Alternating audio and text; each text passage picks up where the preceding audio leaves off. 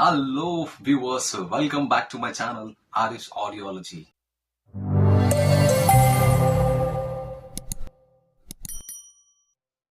ఈ రోజు నేను ఒక కొత్త టాపిక్ తో మీ ముందుకు వచ్చాను. ఎలాగైతే ఐ థింక్ ఆల్మోస్ట్ ఒక 2 months అయిపోయింది నేను ఒక కొత్త టాపిక్ తో మీ ముందుకు రాలేదు. Because of some other very important works వల్ల నేను మీ ముందుకు రాలేకపోయాను. బట్ ఈ రోజు ఒక వెరీ ఇంట్రెస్టింగ్ టాపిక్ తో మీ ముందుకు వచ్చాను. ఏంటంటే ఇప్పుడు ప్రపంచంలో అక్రాస్ ద వరల్డ్ ఇఫ్ చూసుకుంటే మనకు ప్లాస్టిక్ వాడకం అనేది ఎక్కువైపోయింది. మనము షాపింగ్ మాల్కి వెళ్ళినా, మనము ఏదైనా వెజిటబుల్ మార్కెట్కి వెళ్ళినా, ఇంకా మన ఇంట్లోనే చూసుకోవచ్చు. మన ఇంట్లో షాంపూస్ కానీ, ఈవెన్ మనం వాడే హియరింగ్ ఎయిడ్స్ కానీ, ప్రతి ఒక్కటి ఇప్పుడు చూసుకుంటే ఆల్మోస్ట్ 70% ప్లాస్టిక్ వాడుతున్నారు. సో ఆ ప్లాస్టిక్ దాని ఏమంటాం, ప్లాస్టిక్ ని నార్మల్ గా సైంటిఫిక్ నేమ్ ఏంటంటే పాలిథిలిన్ అంటాం, అంటే పాలిథీన్ అంటాం. సో పాలిథిలిన్ అనేది వాడకం అనేది ప్రపంచంలో చాలా ఎక్కువగా వాడుతున్నారు. దీనివల్ల మనుషుల పైన, మనిషి హెల్త్ పైన, ఈవెన్ జంతువుల పైన కూడా ఎక్కువ ప్రభావం చూపిస్తుంది. దీనివల్ల మన బాడీలో, మన బ్లడ్ లోకి కొన్ని అక్యుములేషన్స్ మనకు ఫామ్ అయిపోయి దానివల్ల మనకు వేరే వేరే ప్రాబ్లమ్స్ రావడం జరుగుతుంది. సో దాని గురించి ఈ ప్రత్యేక టాపిక్ మనము మీ ముందు తీసుకొచ్చాను.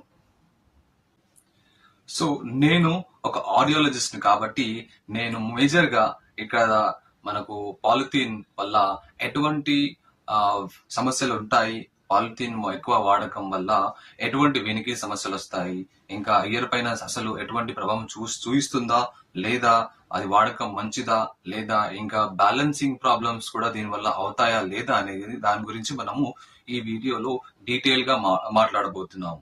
సో ఇక్కడ మేజర్ గా తీసుకుంటే పాలిథిన్ అనేది వాడకం ఎక్కువ అయిపోయింది. సో ఆ వాడకాన్ని మనము ఎంతవరకు తగ్గించుకోవాలనేది నేను మీ ముందు ఒక రీసెర్చ్ టాపిక్ గురించి, అంటే ఒక పరిశోధన దీనిపైన జరిగింది. రీసెంట్ గా జవేరియా జహీర్ అని వీళ్ళు ఒక టీమ్ ఆఫ్ రీసెర్చర్స్, వీళ్ళు ఏంటంటే ఒక టాపిక్ పైన రీసెర్చ్ చేశారు. Especially micro plastic and polythene effect మన hearing and also balance problems పైన ఉంటాయా లేదా అనేది, అంటే కాక్లియా పైన, లోపల చెవిలో అండ్ మన వెస్టిబులర్ సిస్టమ్ పైన ఎటువంటి ప్రభావం చూపిస్తుందా లేదా అనే దాని గురించి ఒక రీసెర్చ్ చేశారు. సో జవేరియా జహీర్ టీమ్ వీళ్ళందరూ కలిసి ఒక రీసెర్చ్ చేశారు. ఆ రీసెర్చ్ లో ఏంటంటే వీళ్ళు నార్మల్ గా మనం చూసుకున్నట్టే రీసెర్చ్ అనేది మనుషుల పైన కానీ మోస్ట్లీ మనుషుల పైన చేయరు. మోస్ట్లీ ఏంటంటే ఎలుకల పైన ఎక్కువ ఫస్ట్ మనము రీసెర్చ్ చేయడం జరుగుతుంది. సో ఎటువంటి ట్రీట్మెంట్స్ రావాలనుకున్నా ఫస్ట్ అటెంప్ట్ అనేది ర్యాట్ పైన చేయడం జరుగుతుంది. సో వీళ్ళు ఒక మైస్ తీసుకున్నారు. ఆ ఎలుకలను తీసుకొని, ఎలుకలను కూడా 2 types ఆఫ్ ఎలుకలను తీసుకున్నారు. అంటే 2 types అంటే దాంట్లో ఒక కంట్రోల్ గ్రూప్, అంటే ఒక నార్మల్ లాగా, స్టాండర్డైజ్ లాగా, ఇంకా సెకండ్ ఎక్స్పెరిమెంట్, దేనిపైన అయితే మనం ఎక్స్పెరిమెంట్ చేస్తున్నామో వాటిని కూడా తీసుకున్నారు. ఇది తీసుకొని వీళ్ళు ఏం చేస్తారంటే, ఏదైతే ఎక్స్పెరిమెంటల్ గ్రూప్ ఉంది కదా, ఆ గ్రూప్ లో ఉన్న ఎలుకల పైన, అంటే ఎలుకలలో నోట్ లోపల పాలిథిలిన్ అనే డ్రగ్ ని వాళ్ళు ఇవ్వడం జరిగింది. ఈ డ్రగ్ అనేది ఆల్మోస్ట్ వీళ్ళు 4 months వరకు ఇచ్చారు. 4 months వరకు ఇవ్వడం జరిగింది. అది కొద్దిగా ఆల్మోస్ట్ అబౌట్ మీకు తీసుకున్నట్టే ఆల్మోస్ట్ అబౌట్ 5 ml లాగా ఈ క్వాంటిటీతో వాళ్ళకు ప్రతిరోజు ఇవ్వడం జరిగింది. అలా డ్రగ్ ఇచ్చిన తర్వాత ఈ ఎక్స్పెరిమెంటల్ గ్రూప్ లో ఎటువంటి చేంజెస్ వచ్చినాయి అనేది దాని గురించి వీళ్ళు తెలుసుకున్నారు. సో మనకు ఆల్రెడీ తెలుసు ఏంటంటే వీళ్ళు ఈ డోస్ అనేది, పాలిథిలిన్ డోస్ అనేది వీళ్ళకు ఎలుకల లోపల ఎందుకు ఇచ్చారంటే, వాళ్ళ ఎలుకల్లో ఈ పాలిథిలిన్ అనేది డోస్ వెళ్ళిన తర్వాత బాడీలో ఎటువంటి చేంజెస్ వస్తున్నాయి. ఎస్పెషల్లీ వీళ్ళు ఏంటంటే కన్సర్న్ అబౌట్ ఇన్నర్ ఇయర్, అంటే లోపల చెవిలో, ఇంకా లోపల చెవిలో ఉన్న కాక్లియా, లోపల చెవిలో ఉన్న ఆడిటరీ నర్వ్, లోపల మధ్య చెవిలో ఉన్న వెస్టిబులర్ సిస్టమ్, దానిపైన ఎటువంటి ప్రాబ్లమ్స్ ఉందా, లేకుంటే ఎటువంటి డ్యామేజెస్ అయినాయా లేదా, ఎటువంటి మార్పులు జరిగినాయి అనేది దాన్ని తెలుసుకోవడానికి వీళ్ళు ఆ డోస్ ఎక్స్పెరిమెంటల్ గ్రూప్ కి ఇవ్వడం జరిగింది. సో ఆల్మోస్ట్ ఒక 4 months తర్వాత వీళ్ళు వీళ్ళ పైన టెస్ట్ చేయడం టెస్ట్ చేయడం జరిగింది. ఏం టెస్ట్ చేశారు, రిజల్ట్స్ ఎలా ఉన్నాయి.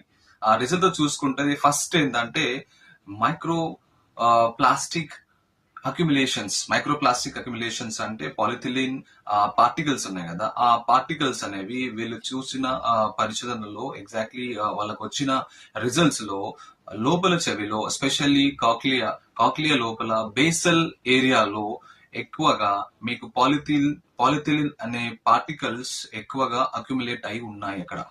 సో మేజర్ గా చూసుకున్నట్టయితే ఫస్ట్ ఫైండింగ్ ఏంటంటే మన కాక్లియా లోపల, అది కూడా బేసల్ అంటే స్టార్టింగ్ లోనే మీకు బేసల్ కాక్లియా ఏరియాలో మీకు పాలిథిలిన్ పార్టికల్స్ అనేవి అక్యుములేట్ అయి ఉన్నాయి వాళ్ళు అబ్జర్వ్ చేసిన రిజల్ట్స్.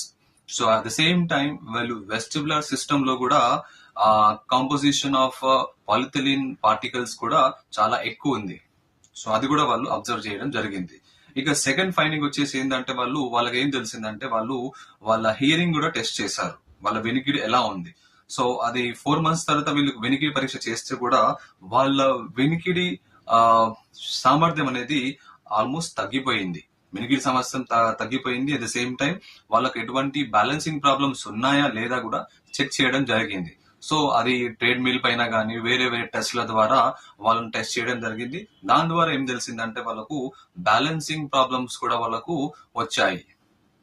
సో ఇంకా థర్డ్ ఫైండింగ్ ఏం తెలుసుకున్నారంటే వాళ్ళు ఈ పాలిథిలిన్ ఎక్కువగా అక్యుములేషన్ ఉండడం వల్ల లోపల చెవిలో జన్యు మార్పులు జరగడం అయింది. దానివల్ల ఇన్నర్ ఇయర్ పూర్తిగా డ్యామేజ్ అయింది. దానివల్ల వాళ్ళకు వినికిడి సమస్య వచ్చేసింది. ఇక ఎక్సెసివ్ పాలిథిలిన్ వల్ల వాళ్ళు ఎలుకల్లో చూసిన ఫోర్త్ ఫైండింగ్ ఏంటంటే వాళ్ళకు మెయిన్ గా చూసుకున్నట్లయితే వాళ్ళ బాడీలో గ్లూకోజ్ మెటబాలిజం అనేది తగ్గిపోయింది. గ్లూకోజ్ అనేది వాళ్ళ బ్లడ్ లో గ్లూకోజ్ లెవెల్స్ అనేవి తగ్గడం జరిగింది. దీనివల్ల ఎస్పెషల్లీ ఏరియాలో ఆడిటరీ కార్టెక్స్ లో గ్లూకోజ్ మెటబాలిజం అనేది పూర్తిగా తగ్గిపోయింది. దానివల్ల బ్లడ్ సర్క్యులేషన్ తగ్గింది అండ్ నర్వ్ వీక్నెస్ అనేది చూడడం జరిగింది. దీనివల్ల వాళ్ళకు వినికిడి సమస్య, అట్ ద సేమ్ టైం మీకు బ్యాలెన్సింగ్ ప్రాబ్లమ్స్ అనేవి ఈ ఫైండింగ్ లో వీళ్ళు తెలుసుకున్నారు.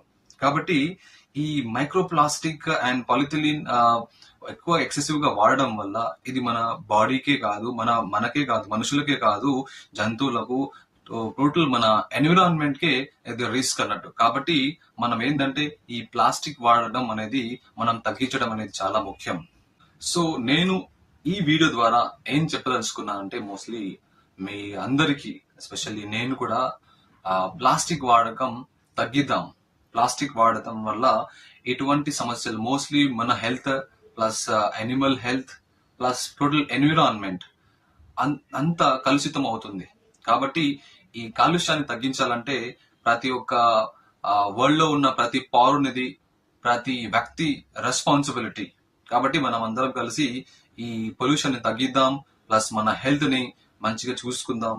ఎస్పెషల్లీ నేను ఆర్డియాలజిస్ట్ ని కాబట్టి ఈ ప్లాస్టిక్ వాడకం వల్ల మీ వినికిడి ప్రాబ్లమ్స్ కానీ, మీ హియరింగ్ బ్యాలెన్సింగ్ ప్రాబ్లమ్స్ కానీ ఇవన్నీ రావడం జరుగుతుంది. కాబట్టి ఈ పాలిథిలిన్ అనేది వాడకం తగ్గిద్దాం, మనం ఎన్విరాన్మెంట్ ని ప్రొటెక్ట్ చేద్దాం, అట్ ద సేమ్ టైం మన హెల్త్ ని కూడా మనం ప్రొటెక్ట్ చేసుకుందాం. సో ఐ రిక్వెస్ట్ మై ఎవరైతే వ్యూవర్స్ ఉన్నారో, ఎవరైతే సబ్స్క్రైబ్ చేయలేదో వాళ్ళందరినీ ఏంటంటే నా ఛానల్ ని సబ్స్క్రైబ్ చేయండి. ఎందుకంటే ఇలాంటి ఇన్ఫర్మేషన్ తో మీ ముందుకు నేను వస్తూనే ఉంటాను. ఇంకా ఏమైనా సజెషన్స్ ఉన్నాయంటే, ఏమైనా టాపిక్స్ ఉన్నాయంటే మీరు నాకు చెప్పొచ్చు. దాన్ని బట్టి నేను దానిపైన ఆ టాపిక్ పైన ఒక కొత్త వీడియోతో, especially regarding hearing loss and balancing problems. Thank you so much for watching and supporting my channel.